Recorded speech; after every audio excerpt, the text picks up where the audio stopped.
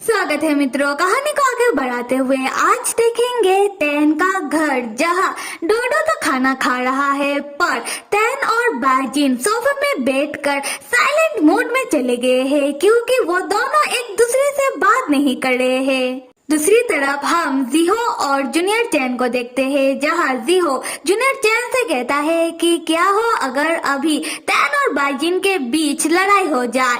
Junior चैन कहता है कि कोई बात नहीं, हाँ पता है कि मेरे सीनियर तैन बड़े भैया बाजिन से लड़ाई में जीत नहीं पाएंगे। जीहो चौंक कर पूछता है कि तो क्या तुम्हें कोई फिक्र नहीं हो रहा।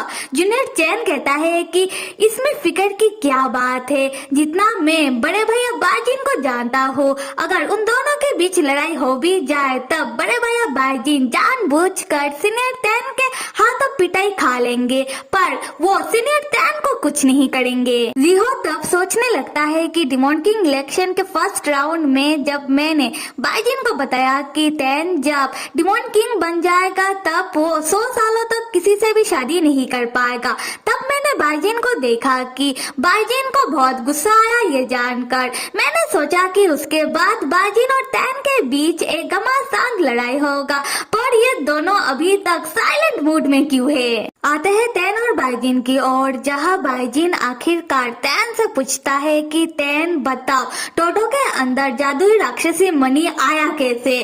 तैन कहता है कि बाजिन अगर मैं तुमसे ये कहूँ कि मुझे भी ठीक से नहीं पता तो क्या तुम मुझ पर विश्वास करोगे। बाजिन कहता है कि तैन तुम्हें जितना पता है उतना बताओ। तैन यहाँ बताने लगता है कि ये 2 साल पहले की बात है जब कुछ इंसान हमारे यहाँ आ गए और उन्होंने डोडो को अपना गलत मकसद के लिए किडनैप करके डोडो को राक्षसी पहाड़ी ले जाकर छुपा दिया था। तब मैं डोडो को बचाने के लिए उन अपहरणकारियों का पीछा करते हुए राक्षसी पहाड़ी मास्टर होम के साथ जा पहुंचा। तब मुझे और मास्टर होम को डोडो पहाड़ में एक गुफा के अंदर मिला, जहाँ डोडो का हालत बिल्कुल ठीक नहीं था। उसके शरीर में बहुत सारा चोटें लगा हुआ था और तब मेरा डोडो बेहोश था। तब डोडो का ऐसा हालत देखकर मैं और मास्टर होम तुरंत डोडो के पास जा पहुँचे और जब मैंने डोडो को अपने गोदी में उठाया तब मैंने देखा कि डोडो के आसपास से एक शक्तिशाली एनर्जी निकल रहा था। ये देखकर मैंने मास्टर होम से पूछा कि मास्टर होम क्या आपको भी ये एनर्जी महसूस हो रहा है। मास्टर होम कहते हैं कि हाँ, उन्हें भी डोडो के पास से एक शक्तिशाली एनर्जी महसूस हो रहा है। उसी वक्त मास्टर होम को कुछ एहसास होता है और वो तुरंत मुझे डोडो से अलग कर देते हैं। तब हम दोनों देखते हैं कि डोडो अचानक हवा में उड़ने लगता है और उसके शरीर से एक एनर्जी निकलने लगता है जो बहुत ज्यादा बढ़ जाता है। तब उस शक्तिशाली एनर्जी को डोडो कंट्रोल नहीं कर पा रहा था, बल्कि उस एनर्जी ने उल्टा डोडो को ही कंट्रोल करने लगा, जिससे डोडो को बहुत दर्द होने लगा और दर्द के मारे मेरा बेटा जोर जोर से चिल्लाने लगा। उस समय उस शक्तिशाली एनर्जी का शक्ति इतना ज्यादा था जिससे पूरी राक्षसी पहाड़ हिलने लगा और टूटकर गिरने लगा। तब हम देखते हैं कि उस राक्षसी पहाड़ी के आसपास जितने भी लोग या फिर राक्षस थे वो सब पहाड़ टूटने के कारण पहाड़ के नीचे आकर दबने लगे। जहाँ पहाड़ के नीचे दबने के कारण राक्षस को तो ज्यादा कुछ नहीं होता, पर जितने भी इंसान थे वो सब पहाड़ के नीचे दबने के कारण गुजर गए। तब राक्षसी पहाड़ी को टूटकर गिरता हुआ देखकर राक्षस लोग कहने लगते हैं कि अगर पहाड़ ऐसे ही टूटकर बिखरता रहा तब पहाड़ के आसपास जितने भी इंसान हैं वो लोग बच नहीं पाएंगे। तो दूसरा कहने लगता है कि क्या अर्थक्वेक आया है, तो तीसरा कहता है कि नहीं, मुझे नहीं लगता कि ये अर्थक्वेक है। ऐसा लगता है कि किसी ने जानबूझकर पहाड़ में बम फिट करके पहाड़ को धमाके से उड़ा रहा है, क्योंकि पूरी की पूरी पहाड़ एक अर्थक्वेक से गिर नहीं सकता। आते हैं तैन और मास्टर होंग की ओर, जहाँ तैन डोडो को इतना तकलीफ में देखकर वो बेबस होकर अपने घुटनों में बैठ जाता है। फिर तैन मास्टर होंग से पूछता है कि मास्टर होंग, क्या ये शक्तिशाली एनर्जी मेरे डोडो के अंदर से आ रहा है? पर ऐसा कैसे हो सकता है, क्योंकि डोडो बहुत छोटा है और इसीलिए डोडो उतना शक्तिशाली नहीं है। मास्टर होंग डोडो से निकलता हुआ एनर्जी को गौर से देखने के बाद तैन से कहते हैं कि तैन, मुझे लगता है कि ये एनर्जी जादुई राक्षसी मणि का है। उसके बाद मास्टर होंग अपनी शक्तियों से डोडो के अंदर ही जादुई राक्षसी मणि को सील करने लगते हैं, जिससे डोडो को और तकलीफ ना हो। यहाँ तैन बताता है कि उस समय से ही डोडो के अंदर जादुई राक्षसी मणि है और डोडो बहुत छोटा है, इसीलिए डोडो का कल्टीवेशन पावर भी उतना नहीं है कि वो इतना शक्तिशाली जादुई राक्षसी मणि को हैंडल कर सके। तो मैंने और मास्टर होंग ने मिलकर डिसाइड किया है कि हम लोग डोडो के अंदर ही जादुई राक्षसी मणि को सील कर देंगे। उसी वक्त डोडो जिस गुफा के अंदर था, उस गुफा के बाहर कुछ राक्षस पुलिस को लेकर आ जाते हैं, ये ढूंढते हुए कि राक्षसी पहाड़ी को किसने जानबूझकर ब्लास्ट करके तबाह करने की कोशिश की। तैन तब आवाज सुनकर गुफा के बाहर निकलता है। तब एक राक्षस तैन को सामने देखकर तैन के ऊपर शक करते हुए पुलिस को कहने लगता है कि सर, मुझे लगता है कि यही लड़का है जिसने पहाड़ में ब्लास्ट करवाया। तैन तब डोडो को बचाने के लिए पूरा इल्जाम अपने ऊपर लेते हुए कहता है कि हाँ, पहाड़ में ब्लास्ट तैन ने करवाया, पर तैन ने ये जानबूझकर नहीं किया। फिर भी अगर वो लोग समझते हैं कि तैन गुनहगार है, तो वो लोग जो कर सकते हैं वो कर ले। तब तैन को राक्षसी पहाड़ में ब्लास्ट करने के कारण उसे अरेस्ट कर लिया जाता है। खैर, फिर तैन बताता है कि सब कुछ ठीक होने के बाद डोडो जब होश में आता है, तब डोडो को कुछ याद नहीं था कि डोडो किडनैप हुआ कैसे और डोडो के अंदर जादुई राक्षसी मणि आया कैसे, इसलिए तैन को भी नहीं पता। और उन लोगों ने जादुई राक्षसी मणि को डोडो के अंदर से इसलिए बाहर नहीं निकाला क्योंकि ऐसा करने से डोडो के जान पर खतरा हो सकता है।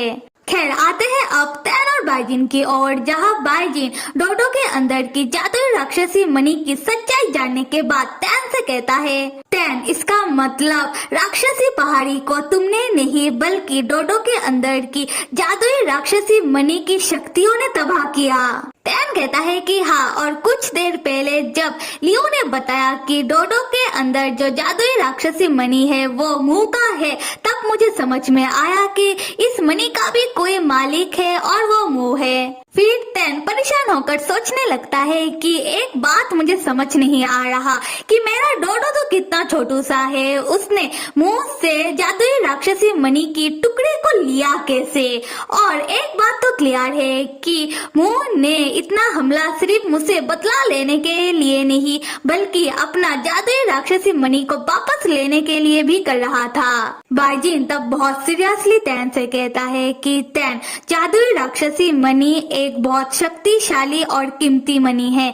जैसे ही सबको पता चल जाएगा कि ये मणि डोडो के अंदर है, तब सब डोडो को नुकसान पहुंचाने की कोशिश करेंगे उस मणि को हासिल करने के लिए। और मुझे लगता है कि तुम इस बारे में बहुत अच्छे से जानते हो। तैन, एक बात तो बताओ कि तुमने जादुई राक्षसी मणि वाला बात मुझे पहले क्यों नहीं बताया? क्या तुम्हें यह लग रहा था कि मैं जादुई राक्षसी मणि के लिए मेरे बेटे को नुकसान न पहुंचा दूं? तैन, आखिरकार तुमने साबित कर दिया कि तुम मेरे ऊपर विश्वास नहीं करते हो, है ना? तब तैन बाइजिन को इतना सीरियस और गुस्से में देखकर परेशान होकर कहता है कि बाइजिन, तुम जैसा समझ रहे हो वैसा नहीं है, तुम मुझे गलत समझ रहे हो। पर बाइजिन को इतना गुस्सा आ रहा है कि उसे कुछ समझना ही नहीं है। तैन तब परेशान होकर अपने मन में कहता है कि मैं इस आदमी को कैसे समझाऊं? मुझे तो फिक्र था कि अगर बाइजिन को पता चल जाए कि जादुई राक्षसी मणि डोडो के अंदर है और बाइजिन डोडो को बचाने के लिए अपनी शक्तियों से उस मणि को डोडो के अंदर से निकालने की कोशिश करे, तब मेरे डोडो का क्या होता?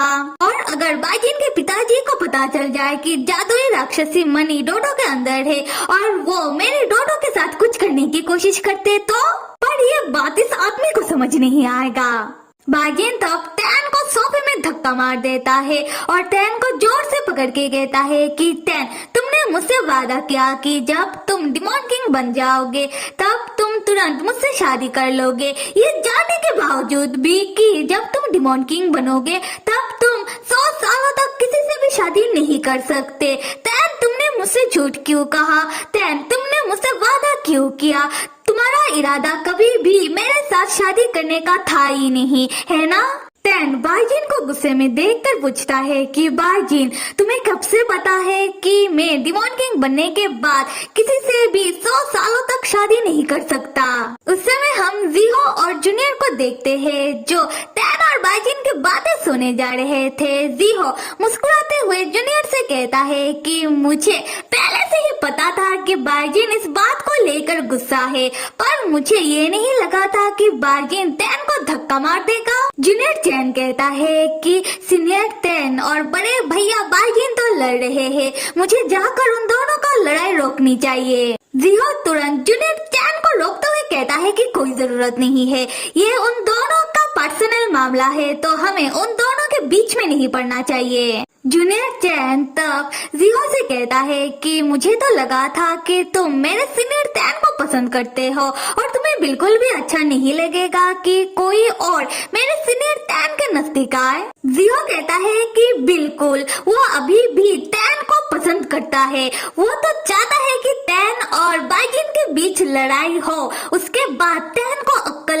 आए कि जीहो के अलावा तैन को और कोई पसंद नहीं कर सकता। उसके बाद तैन बाईजीन को कहीं दूर फेंक कर वो जीहो के बाहों में आ जाए। तब भाव वाली बात से जूनियर तैन को उसका और मो का एक साथ बिताया हुआ कुछ पल याद आने लगता है और जीहो जूनियर तैन को यादों में खोया हुआ देखकर पूछता है कि जूनियर, क्या तुम मो को तो याद नहीं कर रहे हो? जूनियर झूठ कहते हुए कहता है कि नहीं। जीहो की नजर तब मो के पैसों की ओर जाता है और वो जूनियर तैन से कहता है कि जूनियर, ऐसे तो देखा जाए मो बहुत हैंडसम है और जितना मैंने सुना है कि मो कल्टीवेशन रिलीम के कुछ उच्च घरानों से बिलोंग करता है, तो मो के पास बहुत पैसा तो होगा। और जीहो की बातें सुनकर जूनियर तैन लाइक इस आदमी को पैसा इतना पसंद क्यों है।